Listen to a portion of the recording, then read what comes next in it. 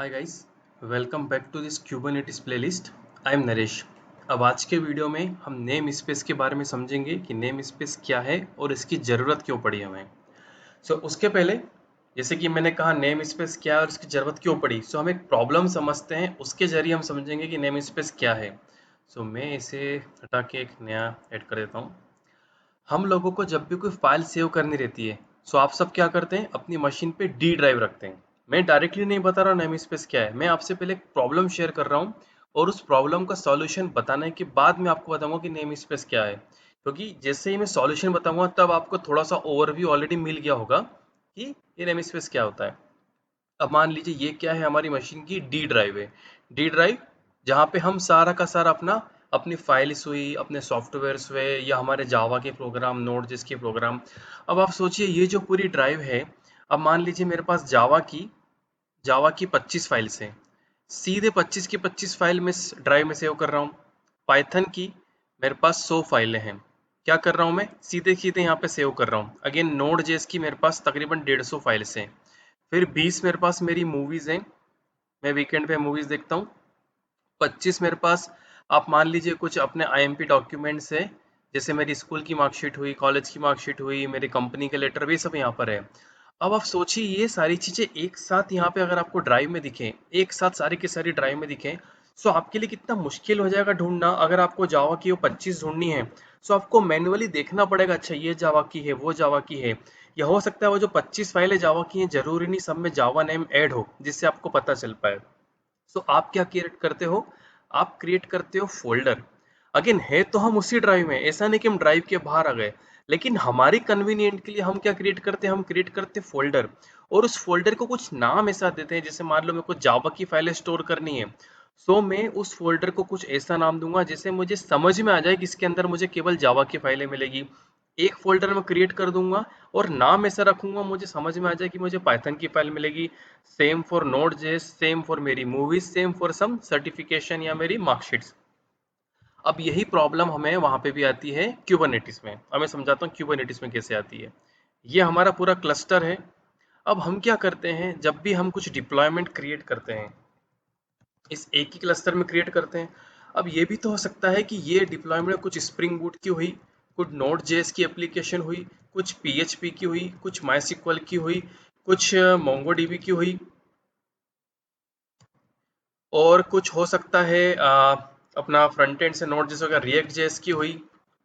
ऐसे करते करते आप मान लो तकरीबन 15 एप्लीकेशन से, मान लो ये बहुत बड़ा क्लस्टर है। आप एग्जांपल ले लो फेसबुक का, फेसबुक ने जमाने भर की टेक्नोलॉजी यूज कर रखी और हम उसी का एग्जांपल ले रहे हैं। अब हम क्या मान लें कि यहाँ पे तकरीबन 10-15 लैंग्वेजेस यूज करके सारी एप्लीकेशन बनाई है और इस एक क्लस्टर में ही डिप्लॉयड है। एक क्लस्टर बनाया फेसबुक ने और उसने सारी की सारी एप्लीकेशन यहाँ पे डिप्लॉय कर दी। अब यहाँ पे प्रॉब्लम क्या आई, मान लो कि स्प्रिंग बूट की 15 अलग अलग एप्लीकेशन से। ध्यान रखना, मैं ये नहीं कह रहा हूँ कि एक एप्लीकेशन के 15 पॉट, मैं कह रहा हूँ 15 अलग अलग एप्लीकेशन से, और हर एप्लीकेशन के तकरीबन 10-10 पॉट है। मतलब क्या हुआ, 15 इंटू 10 150 पॉट्स अकेले स्प्रिंग बूट के हो गए। वैसे ही मान लो 100 पॉट्स किसके हो गए, नोड जेएस के हो गए। ये स्प्रिंग बूट कर देता हूँ यहाँ पे मैं, 100 पॉट नोड जेएस के हो गए। और पीएचपी के अलग 100 पॉट्स हो गए, मोंगोडीबी के 15 पॉट्स हो गए, मान लो कुछ कैशिंग है उसके 20 पॉट्स हो गए। होते होते क्या हुआ, यहाँ पे इस अकेले क्लस्टर में ही 300-400 पॉट्स मुझे देखने को मिल गए। 300-400 पॉट्स, कुछ मुझे 3400 लिख दिया, सॉरी, मैंने 300-400 पॉट्स मुझे देखने को मिल गए। अब मैं क्या करता हूँ, मैं आपको कमांड दिखा देता हूँ, एक काम करता हूँ। जब भी मैं करता हूँ kubectl गेट पॉट्स, मुझे सारे के सारे पॉट्स दिख जाएंगे। अगर वो बैकएंड का हुआ, फ्रंट एंड का हुआ, मोंगोडीबी का हुआ, माइसिकल का हुआ, पोस्टग्रेस का हुआ, सारे के सारे पॉट दिख जाएंगे। अब मेरे सामने क्या समस्या आई कि मुझे अगर केवल बैकएंड के ही पॉट चाहिए, मुझे अगर वो पॉट चाहिए जो बैकएंड की डिप्लॉयमेंट एप्लीकेशन से बने हैं, या मुझे केवल फ्रंट एंड की एप्लीकेशन के पॉट चाहिए, तो मुझे क्या करना पड़ेगा, मैनुअली जाके ढूंढना पड़ेगा। उसका सॉल्यूशन है नेम स्पेस। नेम स्पेस आप समझ लीजिए कि ये जो क्लस्टर है, क्लस्टर मतलब क्या, जैसे मान लीजिए अपनी डी ड्राइव जो मैंने थोड़ी देर पहले बोली थी। अब इसके अंदर हम छोटे छोटे वर्चुअल क्लस्टर बनाते हैं। वर्चुअल क्लस्टर को आप कैसे कंपेयर कर लोगे, डी ड्राइव के अंदर फोल्डर। अब जैसे मैंने सॉल्यूशन बताया था पुरानी प्रॉब्लम का कि जावा का फोल्डर बना दूंगा, सो वैसे ही मैं एक नेम स्पेस बना लूंगा। अभी आपको जस्ट मैं बता रहा हूँ नेम स्पेस कैसे बनाते हैं। एक नेम स्पेस बना दूंगा, उसको कुछ ऐसा नाम दे दूंगा जिससे मुझे क्लियरली समझ में आ जाएगा कि ये वो नेम स्पेस है जिसमें केवल सारी की सारी स्प्रिंग बूट की एप्लीकेशन है, ये वो नेम स्पेस है जिसमें नोड जेएस की है, ऐसा नेम स्पेस जिसमें पीएचपी की है, ऐसा name space MySQL, MongoDB, react और जितनी भी लैंग्वेजेस हैं। अब मैं आपको एग्जाम्पल बताता हूँ। सबसे पहले हमें देखना है कि ऑलरेडी कितने नेम स्पेसेस हैं। अब आप देख रहे हो एक डिफॉल्ट नेम स्पेस है, उसके बाद कुछ क्यूबरनेटिस के हैं, ये 3 क्यूबरनेटिस के हैं। ये जो हमने लास्ट वीडियो में डैशबोर्ड बनाया था, और आपको याद हो तो मैंने बताया भी था कि उस कमांड में, कमांड अगर ओपन होगी तो मैं आपको भी दिखा देता हूँ। ये रहे वो कमांड, मैंने बताया था कि नेम स्पेस क्रिएट कर रहा हूं मैं। आज फाइनली हम नेम स्पेस की बात कर रहे हैं। तो ये हमने कब क्रिएट करा, जब हम डैशबोर्ड बना रहे थे। और ये डिफॉल्ट नेम स्पेस है। जैसे मैंने क्या बोला कि एक डी ड्राइव थी, यहाँ पे डी ड्राइव थी, कुछ ना कुछ तो ऐसा होना ही चाहिए जिसमें मेरी सारी फाइलें रखूंगा। अगर हम नेम स्पेस नहीं बनाते हैं तो क्यूबरनेटिस हमारी सारी एप्लीकेशन को डिफॉल्ट नेम स्पेस में रखता है। वही कारण है कि जब मैं लिखता हूँ kubectl गेट पॉट्स, तो वो डिफॉल्ट नेम स्पेस से उठाता है। अब आपको समझ में आ रहा है डिफॉल्ट नेम स्पेस क्या है, क्या बोल रहा है वो, no resource found in default namespace. वैसे ही kubectl गेट डिप्लॉयमेंट्स क्या बोल रहा है, नो रिसोर्स फाउंड, कोई भी डिप्लॉयमेंट नहीं मिला उसको कहाँ पे, डिफॉल्ट नेम स्पेस पे। अगर हम यहाँ पे नेम स्पेस डिफाइन नहीं करते हैं तो क्यूबरनेटिस क्या करता है, वो जाता है डिफॉल्ट नेम स्पेस में ढूंढने के लिए, वहां भी नहीं मिला तो मैसेज दे देगा। अगर हमारे नेम स्पेस में उसे नहीं मिलता है तो ही वो डिफॉल्ट में जाएगा, अगर हमारे नेम स्पेस में मिल गया तो वहां नहीं जाएगा, और डिफॉल्ट में भी नहीं मिला तो बोलेगा नो रिसोर्स फाउंड।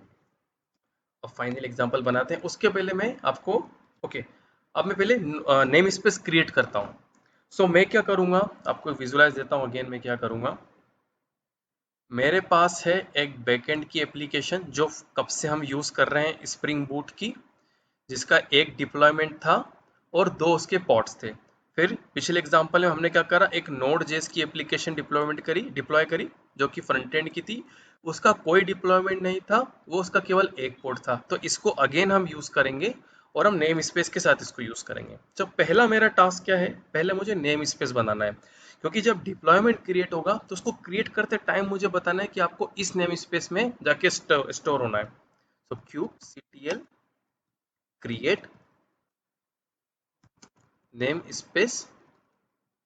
अब मेरा बैकएंड का है, बैकएंड नेम स्पेस, या अगर आपको और क्लैरिटी चाहिए स्प्रिंग बूट नेम स्पेस, ये नेम स्पेस क्रिएट हो गया। अब मैं क्या करूँगा फ्रंट एंड का, अब फ्रंट एंड बोलूँ या नोड जेएस नेम स्पेस बोलूँ, वो आपकी इच्छा, मैं मेरा अकॉर्डिंग कर रहा हूँ। ये 2 नेम स्पेस क्रिएट हो गए। अब एक चीज़ और, मैं सर्विस का भी नेम स्पेस क्रिएट कर लेता हूँ।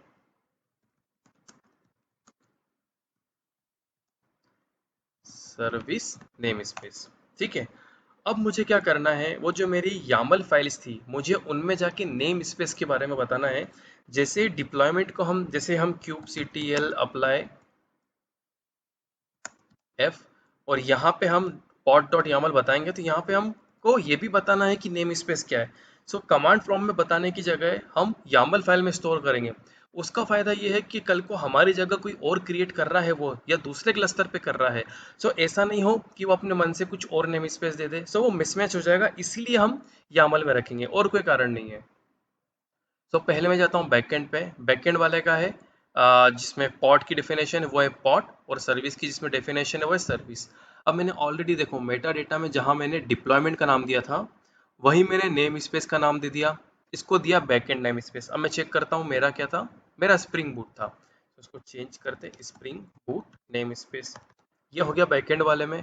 अब सर्विस के लिए भी नेम स्पेस करना पड़ेगा, क्योंकि हो सकता है सर्विसेज ही बहुत सारी हो। अभी हमारे पास 2 हैं, कोई मतलब नहीं जस्ट बिकॉज फ्रंट एंड है बैक एंड है तो अलग अलग सर्विस बनाओ। ये केवल आपको एग्जांपल के लिए दोनों में अलग अलग बनाए कि भैया बैक एंड का डिप्लॉयमेंट हो रहा है तो अलग, फ्रंट एंड का हो रहा है तो अलग। कोशिश ये करिए कि अगर आपकी 2 या 3 एप्लीकेशन है, 2 या 3 पॉट है, तो कोई मतलब नहीं है, क्योंकि आपको फिर एक्स्ट्रा कमांड चलानी पड़ेगी, हर बार आपको नेम स्पेस देना पड़ेगा तब जाके आपको पॉट मिलेंगे। एक छोटा सा ओवरहेड होगा आपके लिए। सर्विस वाले का तो सर्विस देस एनएस था, और एस हटा देता हूँ यहाँ से मैं। अब मैं सिंपल सी कमांड एग्जीक्यूट करता हूँ, पहले मैं आपको दिखाता हूँ। अच्छा, कुछ है ही नहीं, ऑलरेडी चेक कर लिया था। हाँ, पर हमने ये वेरीफाई नहीं करा है कि वो नेम स्पेस क्रिएट हुए हैं कि नहीं। kubectl gate name spaces, I think yes. अब देखो, डिफॉल्ट तो था ऑलरेडी, मेरा नोड जेस का बन गया, मेरा सर्विस का बन गया, मेरा स्प्रिंग बूट का बन गया। अब मैं कहाँ पर हूँ? मेरे पास क्या है, ये pod डॉट यामल है और service dot YAML. So yes usually जैसे हमने पहले करा था, kubectl अप्लाई f pod, ठीक है, बन गया। kubectl apply f service. अब देखो, अगर मैं करूँगा kubectl गेट डिप्लॉयमेंट्स, वो नहीं बता रहा है क्योंकि मैंने यहाँ पे नेम स्पेस बताया ही नहीं। अब मुझे नेम स्पेस बताना है, सो n, और मेरा नेम स्पेस का नाम क्या है, spring boot dash ns। Sorry, मैंने स्प्रिंग बूट की स्पेलिंग गलत लिख दी है। अब आप देख रहे हैं उसने क्या बताया कि इस नेम स्पेस पे, हाँ, मेरे पास एक डिप्लॉयमेंट है और उसकी डेफिनेशन बता दी कि 2 पोर्ट होना चाहिए, और ये इतनी देर पहले हुआ था। cls kubectl get pods, again उसको उसी नेम स्पेस में मिलेगा जिस मतलब पॉड यामल में हमने जिस नेम स्पेस का नाम दिया था, उसी नेम स्पेस का नाम हमें यहाँ देना पड़ेगा, क्योंकि वो डिफॉल्ट नेम स्पेस में नहीं जा रहा है। अगर डिप्लॉयमेंट नहीं गया तो जिस डिप्लॉयमेंट के थ्रू पॉड क्रिएट हुआ था वो भी डिफॉल्ट नेम स्पेस में नहीं जाएगा, वो भी सेम नेम स्पेस में जाएगा जिसमें डिप्लॉयमेंट क्रिएट हुआ था। एनएस, ये मिल गया हमको यहाँ पे। अब जरा देख लेते हैं सर्विस का। सर्विस केवल एग्जिस्टिंग क्यूबरनेटिस की है, हमारी सर्विस यहाँ पे नहीं है। क्या करना पड़ेगा, dash N service dash NS, ये हो गई। अब ये सब हमने देख लिया कि नेम स्पेस क्रिएट कैसे होता है। अब हम क्या करते हैं, इसको और अच्छे से समझने के लिए हम जाते हैं डैशबोर्ड पे।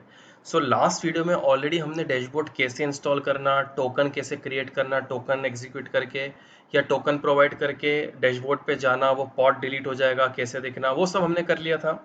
अब ये क्या हो रहा है, एक डिप्लॉयमेंट है, एक पॉड, 2 पॉड है उसके, और एक रनिंग है। अब आपको ऊपर यहाँ दिख रहा है, इनिशियली अगर आपके केस में यहाँ पे आपको डिफॉल्ट दिखेगा। लास्ट टाइम जब हमने डैशबोर्ड को समझा था तो यहाँ पे डिफॉल्ट था जिसके बारे में हमने कुछ बात नहीं की थी। अब जो कि हमने नेम स्पेस बना लिया है, तो हमारे पास यहाँ से ऑप्शन रहता है कि मुझे बैकएंड के देखना है या कौन से फ्रंट एंड के देखना है, या मेरे को नोड जेस के देखना है। अभी नोड जेस का क्यों नहीं है, क्योंकि मैंने उसके अगेंस्ट कोई पॉड बनाया नहीं है। अभी मैंने पॉड बनाया है स्प्रिंग बूट के अगेंस्ट। तो ये रहा देखो, स्प्रिंग बूट नेम स्पेस, इसके अगेंस्ट एक डिप्लॉयमेंट है, उसके 2 पॉड्स हैं, और वो एक रेप्लिका सेट है, वो रनिंग है। अब हम क्या करते हैं, हम जो हमारा फ्रंट एंड वाला था उसको अब हम डिप्लॉय कर देते हैं। cls क्यूब सीट, अब फ्रंट एंड वाला पहले आपको दिखा देता हूं मैं नोटपैड में। फ्रंट एंड वाला जो पॉड है, मैंने front end, okay front and he मैंने नोड ऐड करा था। चेक कर लेता हूं पहले मैं, kubectl गेट नेम स्पेसेस।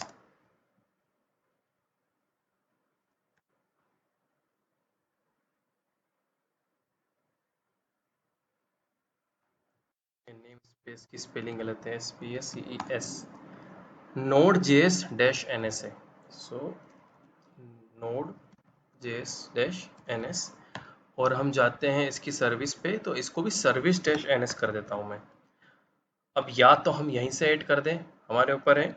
मैं अभी कमांड प्रॉम्प्ट से जा रहा हूँ, kubectl, पहले मैं देख लेता हूँ उस नेम स्पेस में कुछ है भी कि नहीं।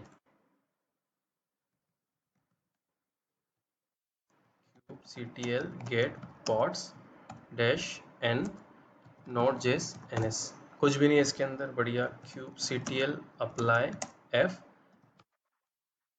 यहाँ पे नहीं है, मुझे बाहर जाना पड़ेगा थोड़ा। cd space GitHub repo,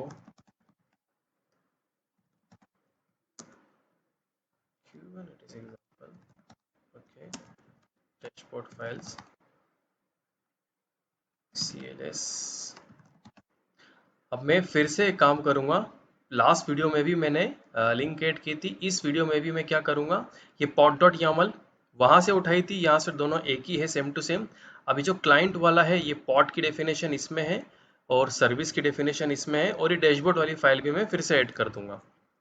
kubectl apply F client pod, client node. अब हमें यहाँ देखने की ज़रूरत ही नहीं, हम सीधे डैशबोर्ड पे जाएंगे, हम उठाएंगे नोड वाला और थोड़ी देर में दिख जाएगा।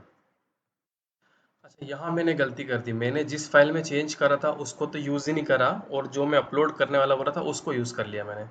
सो मैं सो मैं एक काम करता हूँ, उसी फाइल पे चले जाता हूँ, डॉट डॉट नोड जे एस, पहले देख लेता हूँ उसका कंटेंट क्या है। क्लाइंट नोड पोर्ट सर्विसेज हैं, ये टाइप कमांड से आप पता कर सकते हो यहीं पे कि क्या लिखा हुआ है। ठीक है, यहाँ पे सही है। अब मैंने क्या करा था, जो कमांड चला दी थी उसकी वजह से क्या हुआ था, वो डिफ़ॉल्ट पोर्ट में आ गया था, डिफ़ॉल्ट एसवीसी में आ गया। तो पहले मैं इसको डिलीट कर देता हूँ, डिलीट पॉट, और पॉट का नाम client pod, delete SVC. Okay,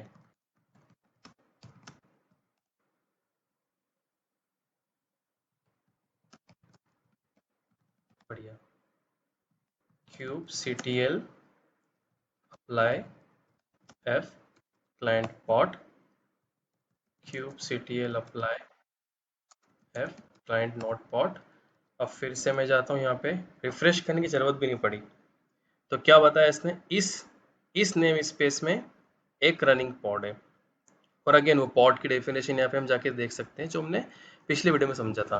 अब इसका एक बेनिफिट और है, ऐसा नहीं कि बस यही कारण है नेम स्पेस होने का, मैं आपको उसके थोड़ा और बेनिफिट बताता हूँ। अब मान लीजिए अगेन कि ये बहुत बड़ा क्लस्टर है। अब जरूरी नहीं कि ये पूरा क्लस्टर हमारे लिए अवेलेबल हो सकता है कोई और भी यूज़ कर रहा हो, पर अब यहाँ पे समझ लो अनहोनी हो गई कि हमने जो नाम दिया क्लस्टर को, थोड़ा सा डिज़ाइन चेंज कर लेता हूँ। ये क्लस्टर मैंने बनाया और ये क्लस्टर किसी दूसरी टीम ने बनाया। अब दोनों ने गलती क्या करी, क्योंकि ये फुल्ली ऑटोमेटेड प्रोसेस है, दोनों ने क्या करा, माय क्लस्टर या माय ऐप, दोनों ने माय ऐप नाम दे दिया। अब समस्या क्या होगी कि मैंने जब माय ऐप नेम दिया था मेरी एप्लीकेशन को, अभी क्या बोल रहा हूँ, ये पूरा क्लस्टर है और ये मेरे डिप्लॉयमेंट से, ये भी मेरा डिप्लॉयमेंट है, ये किसी और का डिप्लॉयमेंट है, ये अभी बनानी है, अभी हम इसकी बात कर रहे हैं। मैंने मेरा डिप्लॉयमेंट बनाया, डिप्लॉयमेंट का नाम कह दिया माय ऐप, बढ़िया चल गया वो। लेकिन अगर कोई दूसरा और आता है और वो भी सेम माय ऐप नाम देता है, सो क्या होगा कि मेरा जो है वो पूरा का पूरा उड़ जाएगा, या कहूँगा ओवर रिडन हो जाएगा, या फिर इसके कॉन्फ़िगरेशन अप्लाई हो जाएंगे मेरे इस पे।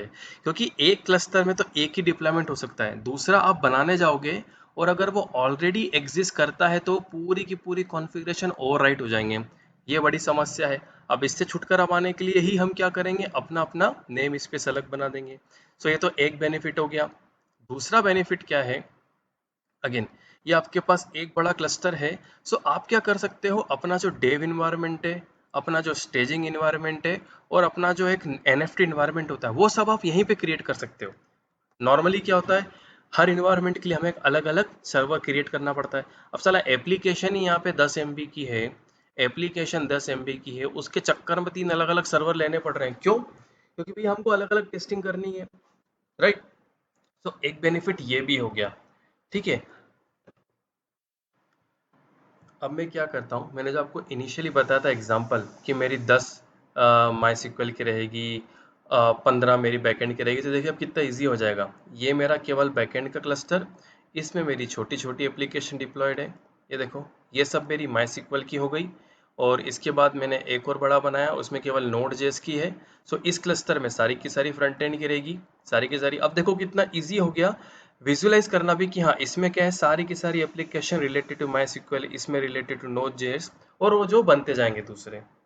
अब एक और सबसे बढ़िया चीज़ क्लस्टर के बारे में शायद आखिरी होगी, kube ctl, sorry namespace के बारे में, namespaces, space, again spelling में मिस्टेक है, स्पेसिस।